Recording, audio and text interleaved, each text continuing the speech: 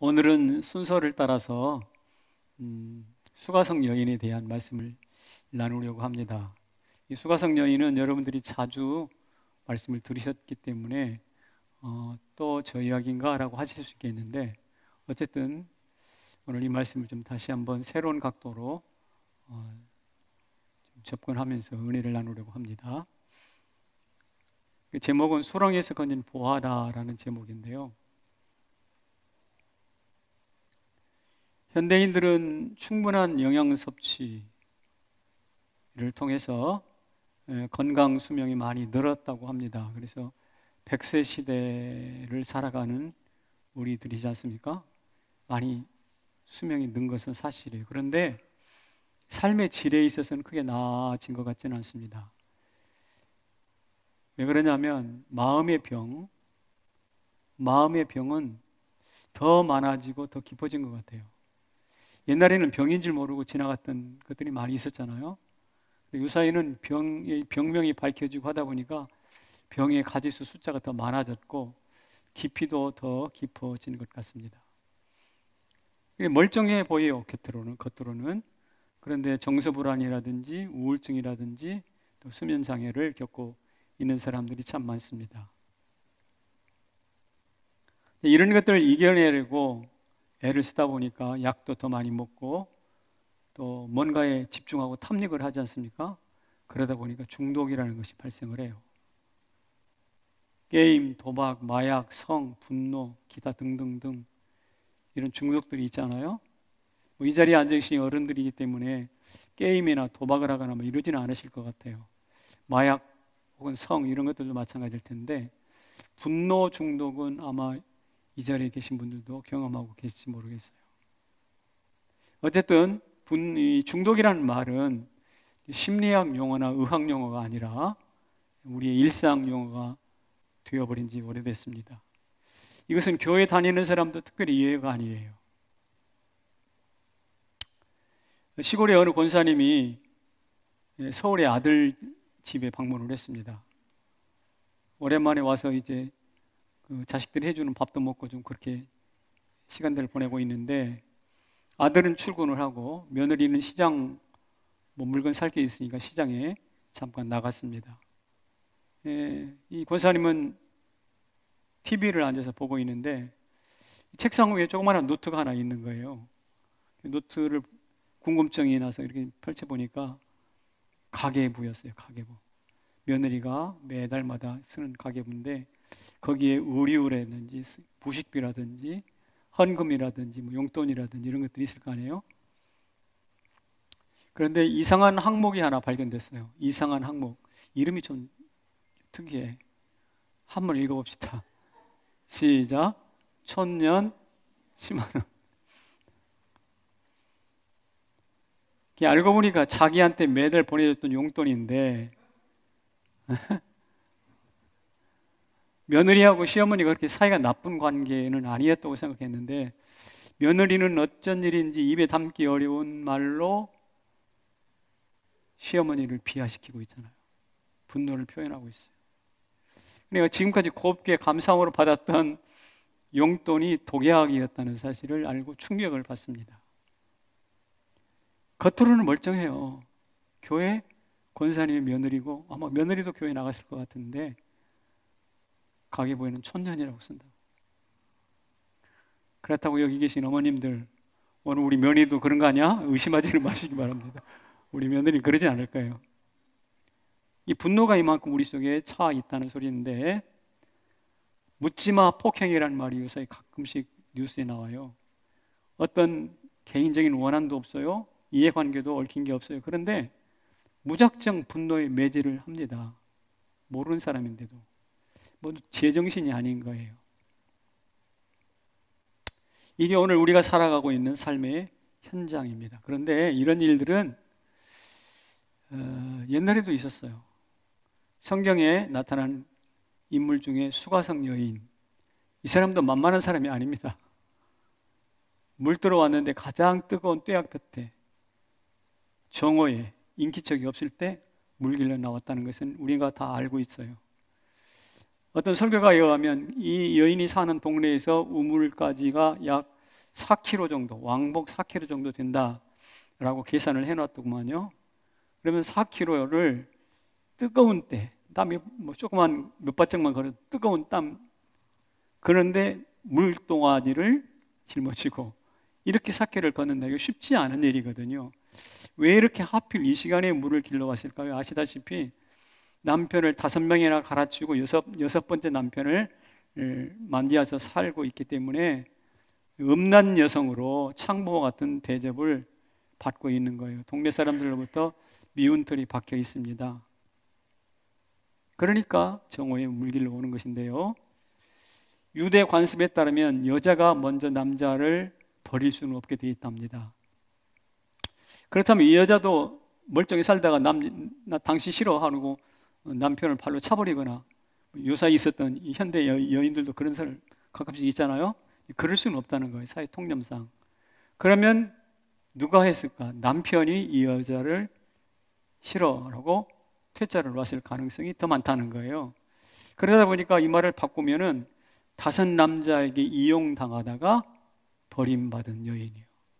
본인이 발로 차고 버렸다기보다는 자신이 버림받았다고 표현하는 것입니다.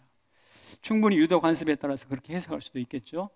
어쨌든 자신이 버렸든 아니면 버림을 당했든 6번째 남자를 만나기까지 수많은 상처를 받았을 것이고 분노가 쌓여서 산더미처럼 커졌을 것이고 그 분노는 마침내 시름과 병이 되었을 가능성이 많이 있다는 것입니다.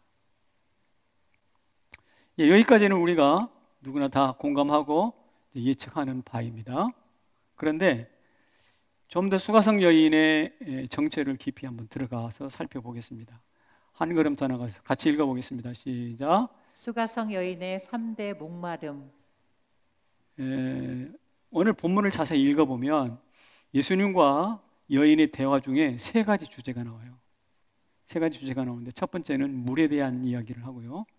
2번째는 남편에 대한 이야기를 해요. 그리고 3번째로는 예배에 대한 이야기를 합니다. 그런데 이 3가지 주제가 괜히 나온 게 아니에요. 이것이 바로 우리 속에 있는 목마름의 근원이기 때문에 그렇습니다. 첫 번째, 물에 대한 이야기는 우리 인간이 가지고 있는 존재에 대한 목마름이에요. 물은 생존수단이잖아요. 의식주를 대표하는 것입니다. 특별히 사막기후에서는 옷이나 집보다 더 중요한 것이 물이에요. 여러분들은 의식주 중에 뭐가 제일 중요하다고 생각하세요? 옷? 먹는 거? 우리는 그럴 수 있어요. 그런데 물을 많이 마시지 않지만 거기는 1시간만 돼도 물을 계속 마셔야 되잖아요. 물이 굉장히 중요합니다. 그러니까 하루에 밥은 3끼 먹어도 물은 10번, 20번을 마셔야 되는 것이니까 물이 더 중요하다고 볼 수 있습니다. 그렇기 때문에 이 정오에 밖으로 나오고 싶지 않지만 이 정오의 뜨거운 때에 왕복 4km를 걸어서 물동이를 쥐고 물길로 오는 것이거든요. 그런데 여인은 이때 물을 길러 오면서 이런 생각하지 않았겠어요? 왜 이렇게 힘들게 물을 길러야 되는 거야? 그리고 이 길러진 물을 마시면서 나는 왜 이 고단한 인생을 살아가야 되는 거지?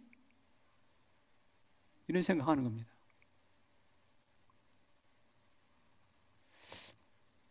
다른 말로 존재해야 될 의미를 묻는 거예요.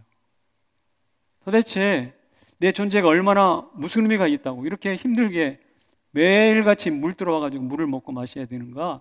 이 물을 통해서 자기 존재의 이유와 의미를 묻고 있는 것입니다. 목마름이죠. 해밍웨이라는 작가가 있는데 그 사람이 킬리만자로의 눈이라는 글을 썼어요. 책을 썼는데 거기에 있는 한 토막의 글입니다. 킬리만자로는 눈 덮인 산으로 아프리카에서 가장 높은 산이에요. 케냐 부근에 있는. 그 서쪽 봉우리는 마사이어로 신의 집이라 불린다. 봉우리가 2개가 있나 보죠? 근데 서쪽 봉우리는 마사이어로 신의 집이라고 불린대요. 서쪽 봉우리 가까운 곳에는 얼어 말라붙은 표범의 시체가 있다. 같이 읽어볼까요? 시작. 이 표범이 무엇을 찾아 이 높은 곳까지 왔는지 아무도 이유를 알지 못한다. 여러분, 표범이라는 것은 높은 산을 오르는 동물이 아니에요. 정글에서 동물들을 사냥해 먹는 그런 동물이죠. 맹수에. 그런데 이 맹수가 뜻밖의 옆으로 움직이지 않고 위로 움직이는 거예요. 고도가 높아서 산소가 부족하고 심지어 고산병을 일으키고 있는 정상에 올라가다가 거기서 얼어 죽어버린단 말이죠. 그래서 시체가 말라붙어졌다는 거예요. 표범이 왜 이렇게 자기가 평소에 했던 행동을 벗어나서 이렇게 산을 올라갔는지 아무도 모릅니다. 그렇게 썼잖아요. 근데 이 말 속에는 암시가 들어가 있어요. 해밍웨이가 던지는 암시가 있어요. 무슨 암시냐면 신의 집이라는 말이에요. 그 서쪽 봉우리의 마사여로 신의 집이라고 있는데, 이 표범은 매일같이 짐승 잡아먹는 그 뻔한 일을 언제까지 해야 돼? 이 뻔한 짓을 언제까지 해야 돼? 이 일이 이제 지겨워졌어. 그래서 나는 내가 존재해야 되는 이유를 좀 알고 싶어. 그래서 소위 말하는 신의 집, 높은 산에 가면 있다고 하니 내가 거기 한번 가볼 거야 라고 해서 올라가는 것이라는 뜻이에요. 그러니 이 신의 집에 찾아 올라간 표범은 참된 존재의 의미를 구했다고 볼 수가 있죠.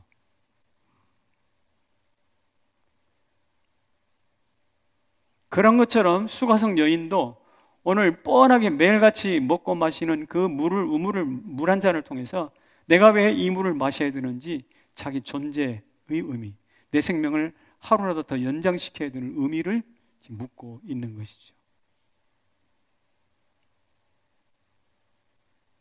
그래서 예수님께서 그 여인에게 내가 너한테 생수를 줄 거야.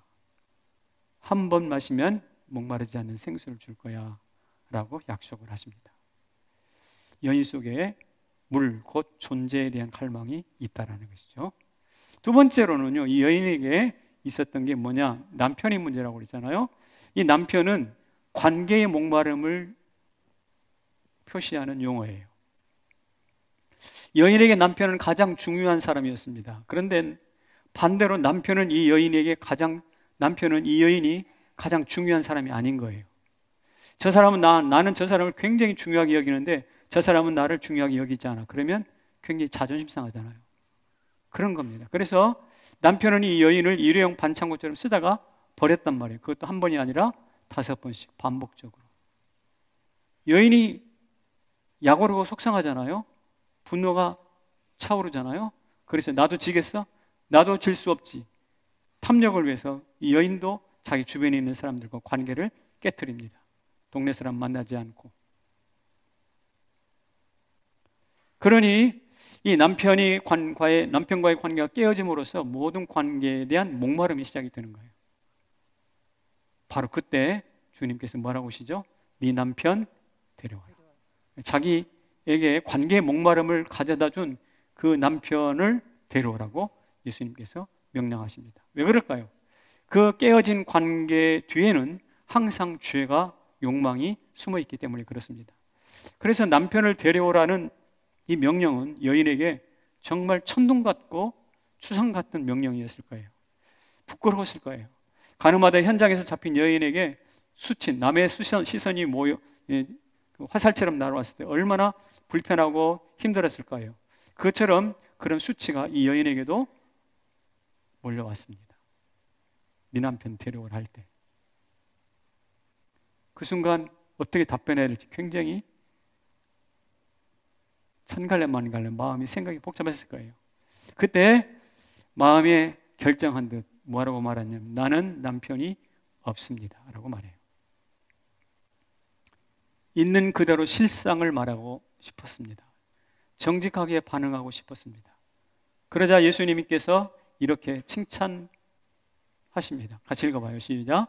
너에게 남편 5이 있었고 지금 있는 자도 네 남편이 아니니 내 말이 참되도다. 네 말이 어떻다? 그래, 네 말이 맞아. 책망할 줄 알아. 네 말이 맞지. 그 칭찬을 들으니까 더 쥐구멍을 파고 싶은 거예요. 예. 그렇잖아도 지금 지금 속이 아닌데 부끄러워 창피한데 그래 네 남편 아니지, 네 말이 맞아 라고 하는 주님의 말씀이 칭찬으로 들리기보다는 정말 부끄러워서 쥐구멍이라고 파고 들어가고 싶은 만큼 그런 형편입니다. 그런데 한편으로는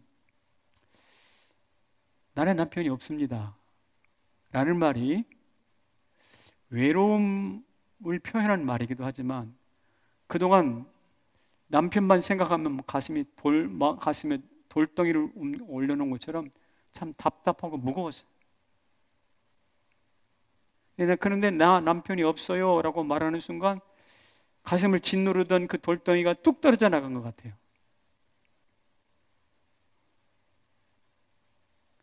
남편에게 일회용 취급을 당하면서 지푸라기 싸구려 인생 같은 느낌을, 그런 자괴감을 한두 번 경험한 게 아닌데, 그 남편 때문에 얼마나 많은 상처를 받았는지 모르는데 그것도 6명이나 골라가면서 근데 남편이 없습니다 라고 말하는 순간 지금까지 나를 짓눌렀던 그 자괴감, 지금까지 남편으로 받았던 이런 상처, 이런 것들이 그냥 한꺼번에 쑥 날아간 것 같은 느낌. 그래서 시원해지는 거예요.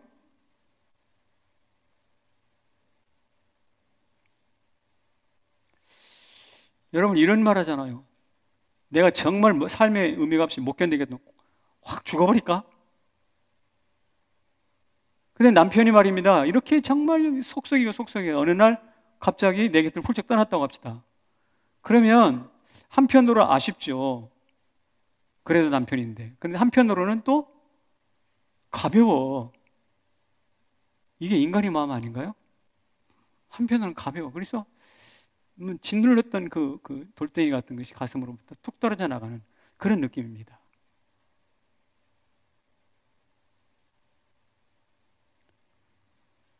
세 번째는 예배에 대한 이야기인데, 이것은 종교적인 신앙의 목마름입니다. 이제 여자가 예수님과 대화를 하는데 남편에 관해서 이야기를 하지 않았습니까? 아까 말씀드린 건 창피하다고 그랬잖아요.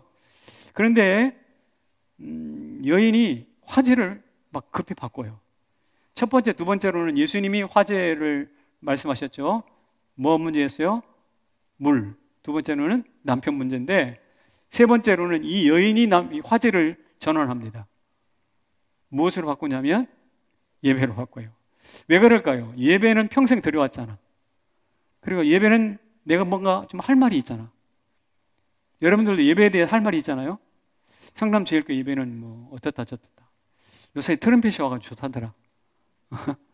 또 홍정희 목사의 설교가 요새 좀 어떻더라 저떻더라. 예배는 이래야 된다. 여러분 마음대로 예배에 대해서 할 말이 좀 많이 있는 것이 예배라는 문제인데, 그래서 그런지 이 여인도 남편 문제, 부끄러운 문제에서 예배 문제로 화제를 돌립니다. 그래서 질문을 탁 던져요. 우리는 그리심산에서 예배를 드리는 것으로 되어 있습니다. 당신 유대인들은 예루살렘에서 예배를 드려야 된다고 합니다. 그렇다면 둘 중에 어느 장소가 맞습니까? 꽤 어려운 문제예요. 그런데 주님께서 이때 대단히 유명한 답변을 하세요. 있습니다.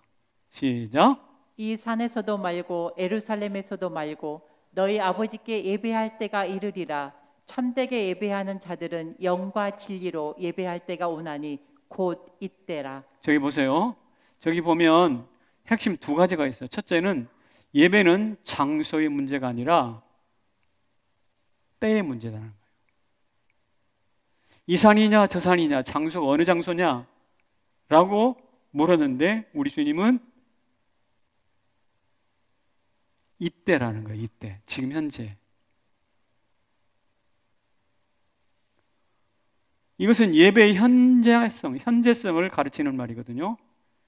직장일, 교회 섬김, 심지어 네가 지금 물 깃고 있는 이 행위마저도 예배할 때라는 거예요. 지금 여인이 물을 길러 왔잖아요. 이때라는 거예요. 이때, 지금 예배하는 거예요. 너는 지금 예루살렘이냐 이 산이냐 이런 거 생각할 때가 아니라 지금 물 길고 있는 이 지금 here and now라고 그러죠. 오늘 여기 이 자리가 예배할 때야. 충격적인 이야기, 지금도 한 번도 생각해보지 못했던 이야기를 주님이 하시는 거예요. 우리말로 바꿔볼까요?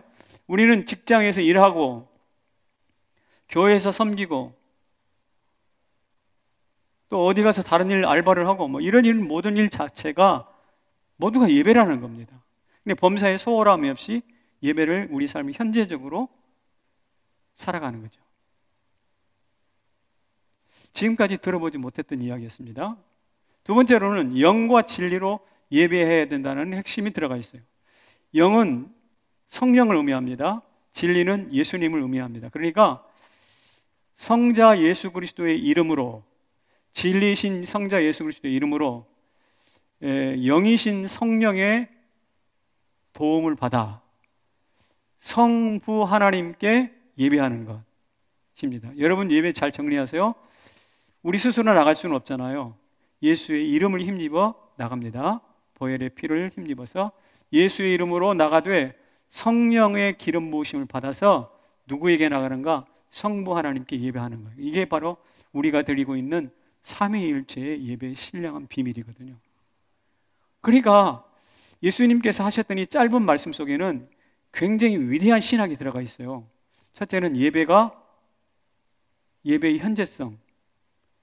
지금 어느 장소가 문제가 아니라 네가 선 이 자리가 예배할 때라는 것이고, 또 하나는 성삼위일체 하나님의 기반에서 예배를 드린다. 그러니까 이 말을 듣고는 한 번도 들어보지 못한 이야기이기 때문에 아마도 예수님께서 조금 이 말씀만 하고 하지 않고 실제적으로는 더 많은 설명을 하셨겠죠. 그랬을 때 눈이 열리는 거예요. 눈이 열리는. 아, 그런 거구나. 그래서 이 두 가지 원리를 깨달으면 대부분 종교인의 자리에서 정말 신실한 신앙의 자리로 옮겨집니다. 세상에는 종교인 많아요. 이런 종교 저런 종교, 심지어 무당, 무속을 섬기는 사람도 있고 요사이 전기에서 이슈가 되더만요. 지성인들도 참 많습니다. 하지만 참된 예배자는 드문 것 같아요. 참다운 예배자는 드문 것 같아요. 왜 그럴까요? 주님께서 22절에서 이렇게 말씀을 하고 계십니다. 같이 읽어볼까요? 시작. 너희는 알지 못하는 것을 예배하고 우리는 아는 것을 예배하나니. 너희가 드리는 예배가 그렇게 제대로 된 신앙이 아니라 종교 행위에 불과한 이유는 알지 못하는 것을 예배하기 때문이다. 그런 뜻이에요. 마치 무당이 섬기는, 자기가 섬기는 귀신이 도대체 어떤 성격을 가지고 있는지 잘 모르고 그냥 귀신이 하는 대로 이렇게 가르치는 대로 한다고 하잖아요. 그런 것처럼 막연하게 힘이 있으니까 막연하게 섬기는 것이 이 무속신앙이라든지 세속 종교인데, 우리 기독교는 그렇지 않아요. 우리가 섬기는 하나님을 기독교만큼 엄청난 분량으로 신학적 책으로 설명하는 종교가 없어요. 여러분 불교 같은 경우에도 석가모니에 대해서 그렇게 글이 많지 않습니다. 석가모니의 설법에 대해 그 글이 많지 않아요. 오히려 어떻게 되는가? 수많은 사람들이 석가모니 아닌 다른 종교 철학을 논하는데 팔만대장경까지 쓰는 것이지 석가모니 자체에 대해서는 별로 탐구가 없어요. 근데 우리는 그렇잖아요. 우리는 하나님에 대하여 얼마나 많은 책이 있는지 몰라요. 왜냐하면 우리는 아는 하나님을 예배해야 되니까. 이게 이 기독교 특성이거든요. 따라서 우리가 섬기는 하나님이 누군지를 알게 될 때 우리의 신앙은 우리는 종교 행위가 아니라 신앙 행위를 할 수 있어요. 저는 우리 성남제일교회가 참된 예배의 가치를 깨달아 알고 예배의 현재성과 삼위일체성을 깨달아서 어떻게 해요? 전심과 일심으로 하나님을 높이는 교회였으면 좋겠습니다. 이 코로나 때에 저런 깨달음이 있었으면 좋겠어요. 제가 보니까 이 자리는 우리 교회의 그루터기와 같은 분들이에요. 아마 이보다 더한 어려움이 와도 이 자리 떠나지 않을 분들이 우리 교회의 기반이고 그루터기 같은 분들인데, 여러분 부탁합니다. 예배의 현재성과 삼위일체성을 좀 깊이 깨달아 알고 우리가 드리는 예배가 주술행위가 된다든지 단순히 기복행위가 되지 않고 참다운 하나님을 경배하는 예배가 되기를 소망합니다. 아멘이시죠? 네. 자, 어쨌든 이 수가성 여인 심령 가운데 있는 세 가지 목마름을 발견했어요. 첫째는 물을 통해서 존재의 목마름이고, 두 번째는 남편을 통해서 관계의 목마름이고, 세 번째는 예배를 통해서 신앙의 종교의 목마름을 발견했습니다. 이 목마름은 오늘 여기 앉아있는 저와 여러분에게도 동일하게 있을 수 있습니다. 아직도 해결되지 않은 채로 있을 수 있다 이 말입니다. 그렇다면 이 문제가 극복이 돼야 될 거 아니에요. 이 문제가 해결돼야 될 거 아니에요. 그러면 이 여인은 어떻게 해결했는지 한번 조금 더 깊이 들어가 보겠습니다. 한 걸음 더 들어가 보겠습니다. 같이 읽어볼게요. 시작. 태도 변화를 주목하라. 예수님을 만났는데 이 여인이 예수님을 바라보는 태도가 조금씩 바뀌어요. 본문을 자세히 한번 읽어보시면 조금씩 바뀌는데 몇 단계로 바뀌느냐? 4단계로 바뀌어요. 소개할게요. 첫째는요, 이런 태도입니다. 어떤 태도냐면, 이상한 유대인이네? 무슨 말이냐면 9절에서 당신은 유대인으로서 어찌 사마리아 여자인 나에게 물을 달라 합니까? 그러니까 유대인과 사마리아인은 서로 상종하지 않은데 유대인 남자가 사마리아 여인에게 물 달라고 하니까 당신 이상한 사람입니다, 이런 뜻이에요. 이상한 유대인이 있으면 유대 청년이 왜 저런 사람이 있어? 라는 생각을 가지고 예수님을 바라보았습니다. 흔한 말로 저 또라이 아니야? 이런 이야기입니다. 그런데 이 이상한 유대인 취급을 하는 생각으로부터 두 번째가 좀 바뀌어요. 어떻게 바뀌냐면 야곱보다 크신 분일 수도 있겠네. 예수님이 네가 내가 누군지 알았다면 나한테 생수를 구했을 것이고 나는 한 번 마시면 영원히 목마르다는 생수를 너한테 줬을 거야 라는 이야기를 하니까 지금 이 우물은 야곱이 자기 가족들과 짐승들을 먹였던 물인데, 아니 지금 물을 기를 도구도 없는 저 양반이 나한테 한 번 마시면 영원히 목마르다는 물을 주시겠다니, 이분은 우리 이 우물을 팠던 야곱보다 훨씬 더 탁월한 분이네, 탁월한 분이실 것 같다 라는 생각이 머릿속에 퍼뜩 들어오겠죠. 그래서 당신은 야곱보다 더, 우리 조상 야곱보다 더 크신 분이십니까? 라고 질문을 딱 하는 거예요. 그러니까 처음에 저 이상한 또라이네에서 우리 조상 야곱보다 좀 더 클 수도 있겠다 라는 생각으로 전환이 됐어요. 그런데 바로 이때 예수님이 뭐라고 하니? 네 남편 데려오라. 그러니까 깜짝 놀라는 거예요. 아니 저 사람은 또라이인 줄 알고 지금 나 처음 봤는데 나에 대해서 어떤 인폼도 가지고 있지 않은데 어떻게 내가 남편이 지금 살고 내 속내를 다 들여다보고 있는가? 라는 생각을 하면서 깜짝 놀라요. 그리고 하는 말이 뭐냐면 이 사람이 선지자일 수 있겠구나. 선지자가 아니면 이렇게 할 수 없는데 선지자로서이다 라고 말을 합니다. 벌써 이 정도 오면 이 여인의 가슴 속에는 막 그 변화의 소용돌이가 몰아칩니다. 또라이에서부터 조상 야곱보다 더 크신 분, 나를 다 알고 있네, 이 양반 선지자야, 보통 분이 아니야 하면서 벌써 관점과 태도가 바뀌는 거예요. 그러니까 저 이상한 또라이 그러면서 이렇게 한쪽 발을 이렇게 튕기면서 저 말도 안 되는 저것 하다가 벌써 선지자다 그러니까 온무엠사를 고치는 거예요. 그죠? 태도를 고치는 거예요. 눈을 똑바로 쳐다보는 거예요.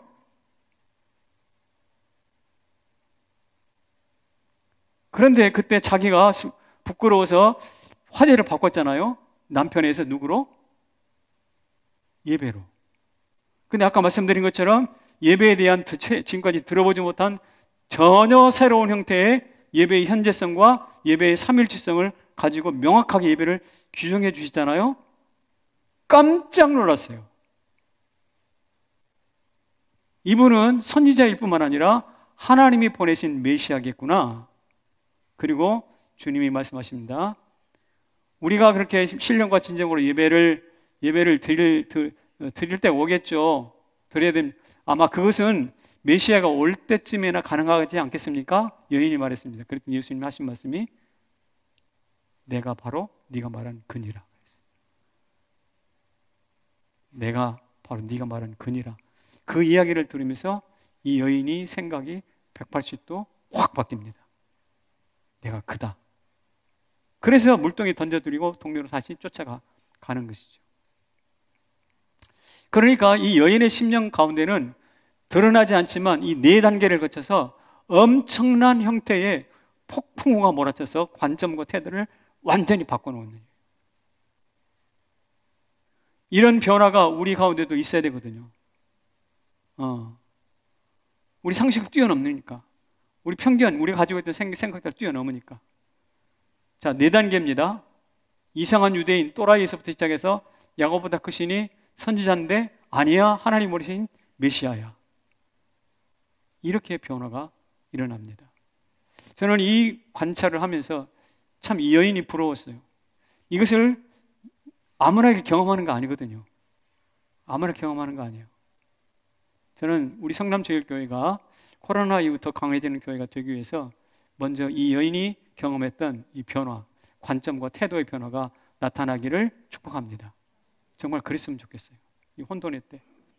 그러면서 설교 준비하면 그랬어요. 하나님, 저 성남에도 이 수가성 여인과 비슷한 놈이 하나 있습니다. 이름은 홍정기라고 합니다. 좀 가서 만나 주십시오. 이런 소망이 있었습니다. 그리고 그렇게 만나 주실 줄로 저는 믿습니다. 주님 나라 가기 전까지 하여튼 계속해서 주님 저를 만나 주실 텐데, 자, 그렇다면 수가성 여인에게 있었던 그 변화가 우리에게 나타날까요? 나타나지 못할까요? 아니, 우리 나타나게 해달라고 기도했잖아요. 그리고 이미 경험한 사람도 있어요. 그러니까 이게 있나. 그런데 그렇다면 구체적으로 어떻게 나타날 건지 한번 조금 더 한 걸음 더 나가 봅시다. 이 수가성 여인에게 있었던 똑같은 관점과 태도의 변화가 나에게로 나타나야 될 텐데 어떻게 나타날 건가? 제가 성경을 읽으면서 예수님과 나와의 관계를, 예수님과 내가 맺은 이 관계를 설명하는 몇 가지 전치사가 있어요. 그게 바로 뭐냐면 이것입니다. 안에 있다, in, with, 함께 있다, 말미암아, because. 우리가 안에 있다, 함께 있다, 말미암아 있다. 이 세 가지가 예수님과 나를 잘 설명하는 관계거든요. 이걸 잠깐 여러분과 같이 나누겠는데, 안에 있다라는 말을 요한복음에서 합니다. 같이 읽어볼게요. 시작. 그가 내 안에, 내가 그 안에 거하면 사람이 열매를 많이 맺나니. 열매를 많이 맺는데요. 왜 그럴까요? 어떻게 그럴까요? 안에 있어서 그렇다는 거예요. 안에 있어서. 여러분이 예수님 안에서 기도하고 성경 그 기도해서 기도에 응답을 받았다고 채워봅시다. 그거 왜 그런가? 여러분이 예수님 안에 있기 때문에 그래요. 안에 있기 때문에. 또 한 구절 11절인데요. 같이 읽어봅시다. 시작. 너희에게 이름은 내 기쁨이 너희 안에 있어 너희 기쁨을 충만하게 하려 함이라. 기쁨을 충만하게 해서 공유한다요. 기쁨을 공유하고 있습니다. 그런데 무엇 때문에? 무엇 때문에? 안에 있기 때문에. 아까 앞에서는 열매를 공유했어요. 무엇 때문에? 어떻게? 안에 있어서. 예, 이 다음 구절에서는 기쁨을 공유하고 있어요. 어떻게? 안에 있어서. 안에 있다라는 것이 가지고 있는 위력입니다. 여러분도 저도 예수님 안에 거하시기를 축복합니다. 포도나무와 가지의 관계죠.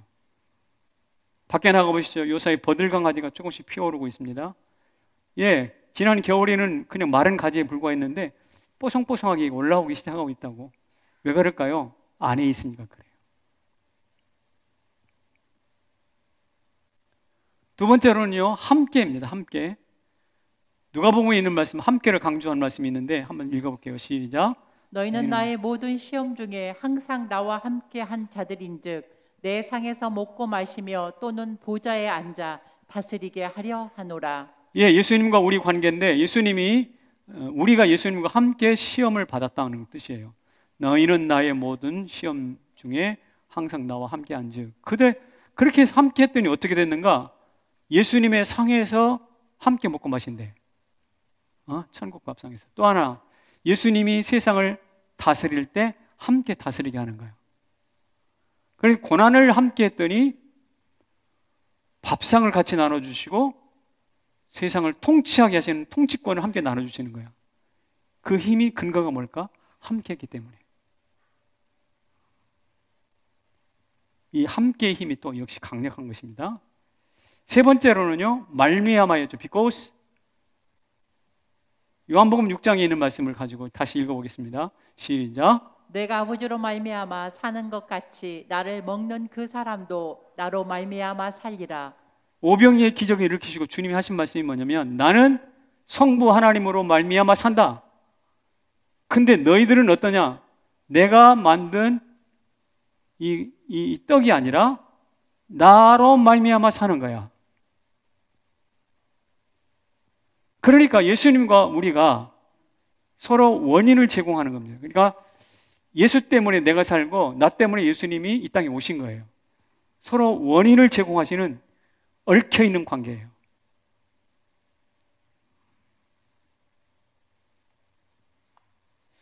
자, 제가 지금 세 가지 단어를 통해서 예수님과 우리 사이를 설명하고 있어요. 처음에 어떻습니까? 안에 있어요. 내가 예수님 안에, 예수님이 내 안에. 두 번째, 예수님이 나와 함께, 내가 예수님과 함께. 세 번째, 말미암아. 나는 예수님이 이 땅에 오셔야 되는 이유가 되고, 예수님은 나를 위해서 죽으셔야 되는 이유가 되셨어요. 이렇게 함께 있고, 이렇게 안에 있고, 이렇게 서로 살아가야 될 존재 이유가 되는 관계로 하나님과 나, 예수님과 나가 어떻게 해요? 깊은 연합을, 관계를 맺고 있다. 이게 성경의 가르침이에요. 그렇다면 아까 말한 것처럼 이 네 단계의 심령의 변화가 우리 안에 이 세 가지 단어를 참 깊이 묵상하면 우리 안에 확 들어와. 아하, 그럴 수 있겠네. 저 또라이 같은 예수, 처음에 예수를 욕하다가 그 하나님의 거룩한 하나님과 내가 그분 안에 있고 나와 그분과 함께 있고 그분으로 말미암아 존재한다는 사실을 알게 되면, 우리 안에 예수님에 대한 관점이 쑥쑥쑥 바뀌어가지고 또라이로 시작했다가 메시아로 끝날 만큼 우리 안에 이런 일들이, 이런 변화가 어느 순간 확 밀물듯이 들어온다 이 말이죠. 이런 역사가 있기를 축복합니다. 이것은 점진적인 과정이에요.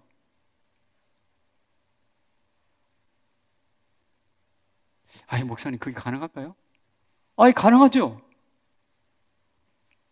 여러분, 다이아몬드하고 숯덩이가 같은 탄소로 되어 있다는 소식을 많이 들어보셨죠? 탄소. 다이아몬드하고 숯은 보는 것은 너무나 다른 모습인데 실제로 본질은 같다고 합니다. 하나님과 나 역시, 하나님은 다이아몬드 같은 존재고 나는 숯덩이 같이 참 비참한 존재인데, 알고 보면 어떻게 되는가? 우리 숯덩이 인간이 누구 형상을 닮아서? 하나님의 형상을 닮아서 형상을 공유하고 있네요. 모양은 달라도 본질이 똑같다 이 말입니다.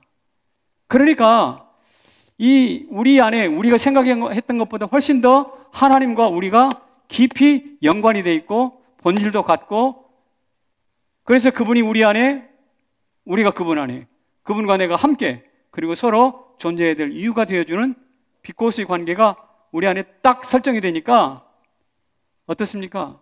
그 누구도 뗄 수 없는 든든한 관계가 되는 것이죠. 그래서 예수님께서 복음서에서, 누가복음, 마태복음에서 이런 말씀을 하셨죠. 우리에게는 머리털 하나까지 다 뭐한 바 되었다? 세신 바 되었다. 머리털 하나까지 다 세신 바 되었다. 그리고 참새 한 마리도 주님께서 허락하지 않으면 땅에 떨어지지 않는다. 예수님이 그렇게 말씀하셔요. 그렇다면 오늘 우리는 더하지. 우리 머리털뿐만 아니라 우리 몸의 세포의 숫자도 다 세실 것이고 결코 땅에 떨어지지 않아요. 왜 그럴까요? 우리가 예수 안에 있고 예수와 함께 있고 예수 때문에 있기 때문에 이 사실을 마음속에 깊이 제3제사 담고 가시기를 바라요. 그럴 때 하나님께서 오늘 우리 가운데 수가성 여인에게 있었던 그 대변화가 점진적으로 나타날 줄로 믿습니다. 기독교 그 아무것도 아닌 거야, 기독교 그 이상한 또라이들이지 라고 했던 그 자리에서 예수 아니면 살 수 없는 자리로 점차 가까이 가게 될 줄로 믿습니다. 강력한 연합이 나타날 줄로 믿습니다. 그리고요, 그런 은혜는요, 같이 읽어보겠습니다. 그런 은혜는 상식과 편견을 깹니다. 우리가 가지고 있는 상식과 편견을 계속 깨는 거예요. 아시다시피 예수님께서 은혜를 베푸시니 그리심산에서 예배 드려야 된다는 그 여인의 상식이 깨졌어요. 유대인과 상종하면 안 된다고 하는 편견도 깨졌어요. 은혜의 특징이 뭐냐? 우리가 가지고 있는 보편적 상식들을 자꾸 깨트려 가는 거예요. 그래서 어디로 가는가? 상식과 편견을 뛰어넘는 하나님께로, 예수 그리스도에게 우리를 인도하십니다. 이런 경험을 한 수가성 여인을 향하여 제가 이렇게 별명을 붙여줬어요. 뭐냐면 수렁에서 건진 보화와 같은 존재다. 남편 5이나 갈아치울 만큼 타락한 존재였는데 그리스도 안에서 그리스도와 함께 그리스도 때문에 살아가는 그런 존재로 바뀌었으니 수렁에서 건진 보화와 같다라고 이름을 붙였습니다. 여러분, 제가 지금까지 설명한 내용을 듣고 지금까지 아마도 수백 번 이런 비슷한 이야기를 들었을 겁니다. 그런데 아직도 이렇게 생각하는 사람이 있어요. 목사님이 설교하는 내용은 그저 설명일 뿐입니다. 아직 내 체험은 아닙니다. 그런 분이 있죠. 많이 있을 거예요. 설교가 설명이 체험이 되려면 뭔가 한 가지 필요하다고.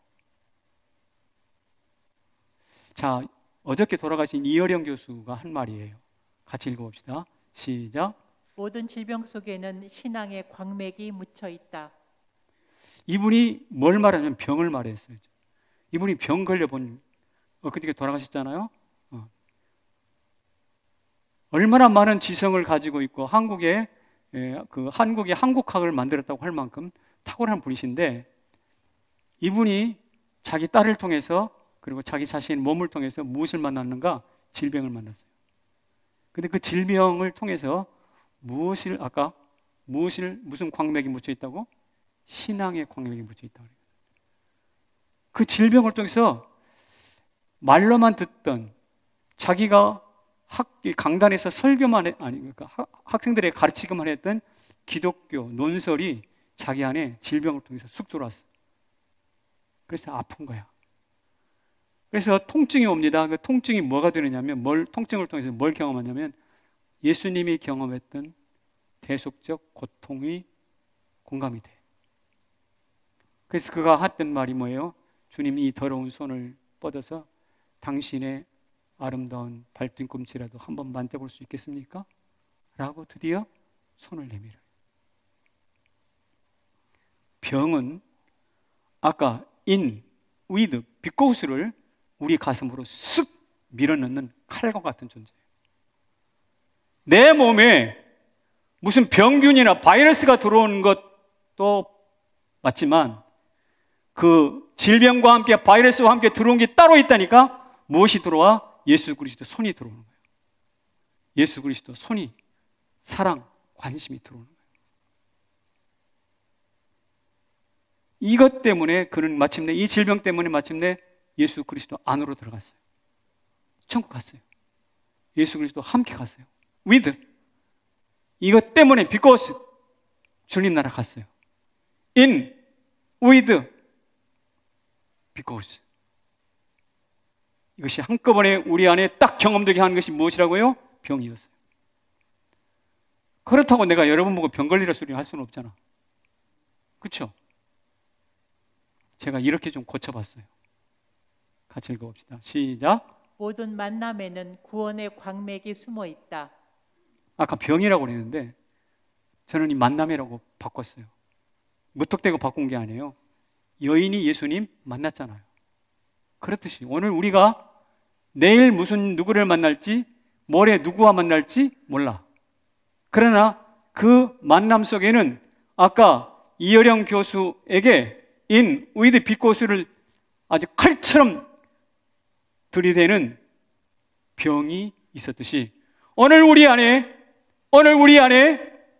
알 수 없는 모종의 만남이, 그런 세 가지의 전치사, 하나님과 우리를 딱딱 붙여주시는 그 만남을 우리 가슴 속에, 존재 속에 찔러 넣고 들어올 것이라고.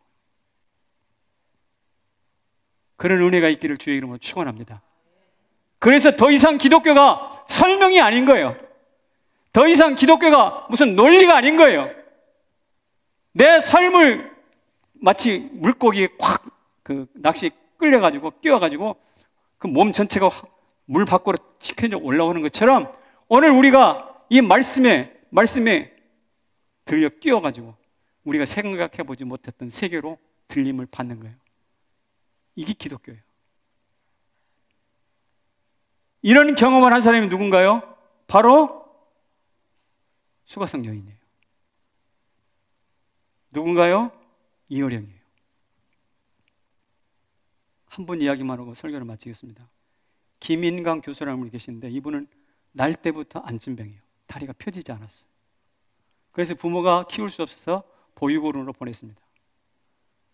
그의 처참한 상황을 보고 사람들이 하는 말이 뭐냐면 너는 커서 잘 돼야 거지 되겠다 그랬어요. 그럼 이럴 수 없습니다. 너는 커서 잘 돼야 거지 될 것 같아. 저주 아닌 저주죠. 그런데 이 아이가 어릴 때부터 움직일 수 없으니까 앉아서 노상 책만 읽은 거야. 그러니까 안진뱅이를 통해서 책을 읽는 웬만한 책은 다 읽어버린 거예요. 근데 읽다 보니까 내가 이렇게 앉아 있어서는 안 되겠다는 싶어가지고 막 정말 마치 그 굳어버린 살을 이렇게 펴면 막 아프잖아요. 이 다리를 막 두세 사람이 둘러붙어가지고 펼치는데 비명을 지르면서 펴가가지고 드디어 12살 때 자리에서 일어나요. 처음으로, 생애 처음으로. 보통 사람이 아닌 거예요. 고통을 지불하는 거죠. 그래서 12살 때 이 땅에 태어나서 처음 걷기를 시작합니다. 그동안 읽어왔던 공부가 있기 때문에 머리는 비상한가 봐요. 그래서 어디 학교를 가든지 1등이야. 이 사람이 어느 학교를 갔냐면 서울대학교 수학과를 갔어요. 요새 수학이 굉장히 인기라는 거 아시죠? 수학과 나온 사람들이 연봉이 막 엄청나요, 엄청나. 근데 수학과 다니다가 어느 누나를 통해서 복음을 전달받아요. 그리고 성경 공부를 그때부터 시작합니다. 그리고 그 영혼이 아까 예수님과 만났던, 수가성령님과 만났던 그 사건이 나타납니다. 아마도 이분은 걷지 못했던 자기 장애가 아마 예수님과 자기 자신을 엮어주는 굉장히 중요한 접착제가 되었을까라고 생각이 돼요. 그리고 서울대 수학과를 졸업하고 버클리에서, 미국이죠, 버클리에서 유학을 하고 국내에서 서울대를 비롯해가지고 곳곳에 국내 대학에서 교수 생활을 시작합니다. 그러다가 2007년도에 젊은 과학자상을 받아요.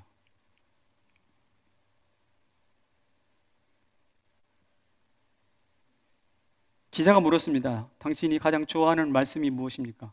내 시작은 미약하였으나 나중은 심히 창대하리라. 저는 이 말씀이 참 좋아요. 이 말씀이 저를 가르치는 말씀 같아요. 고아로 보육원에서 시작된 인생이죠. 자칫하면 노숙자로 전락할 수밖에 없는 사람이죠. 그런데 지금 뭐가 돼 있어요? 대학 교수가 돼 있어요. 상식과 편견을 깨뜨리는 하나님의 은혜 때문이에요. 이 은혜가 남편 5명 버린 여인을 전도자로 바꾸었어요. 이 은혜가 기독교를 단순 이야기로만 알고 있는 여러분에게 살아있는 생명의 실체로 경험될 수 있기를 축복합니다. 이래야 활기 넘치는 교회 신앙생활이 가능해요. 그래서 병은 위대한 거예요. 장애 위대한 거예요. 저는 위대한 사람 중에 한 사람입니다. 병을 경험했으니까. 병 안 걸린 사람과 걸린 사람은 달라. 보는 눈이 달라. 우리 같이 병 걸립시다. 우리를 저주로 못 살게 하고 그런 병 말고 이어령처럼 지성에서 영성으로 이사가게 하는 그런 병. 응? 병 걸리자고 그러니까 얼굴이 갑자기 어두워지는데 그럴 필요 없어요. 하나님께서 오늘 우리 가운데 있는 모든 만남과 모든 질병과 심지어 재난까지라도 활용해서 우리를 그리스도 안에, 그리스도와 함께, 그리스도 때문에 살아가는 성도로 만들어 주실 줄로 믿습니다. 자리에서 일어나십시오.